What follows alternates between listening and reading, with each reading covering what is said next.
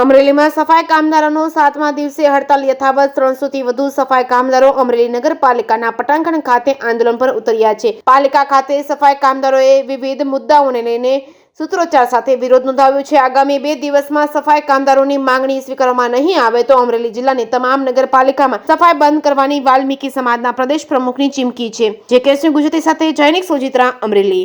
મારું નામ જીતુ બારિયા, સમસ્ત વાલ્મીકી સમાજ ગુજરાતના પ્રદેશ પ્રમુખ। અને અમારી માંગ છે નગરપાલિકા સામે કે કોન્ટ્રાક્ટ પ્રથા બંધ થાય અને સીધા લઘુત્તમ વેતન મુજબ કામદારને રાખવામાં આવે।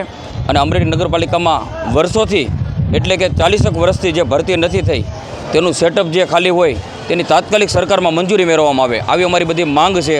પણ નગરપાલિકા તેના વચેટિયાઓને કોન્ટ્રાક્ટ આપીને માત્ર ને માત્ર વાલ્મીકી સમાજનું શોષણ કરીને 4-5 હજાર જેવો પગાર આપીને આનું શોષણ કરે છે અને આને હક અધિકારથી વંચિત રાખે છે અમરેલી નગરપાલિકા। કેટલા દિવસથી હડતાલ ચાલે છે ને આગામી શું તમારા? હડતાલનો આજે 7મો દિવસ છે। હજી જો 2 દિવસમાં રિઝલ્ટ નહીં આવે તો અમરેલી જિલ્લામાં જેટલી નગરપાલિકા આવતી છે તે તમામને મેં સફાઈ બંધ કરાવી છે। મારું નામ લલિતા ટીમાણીયા, જિલ્લા પ્રમુખ।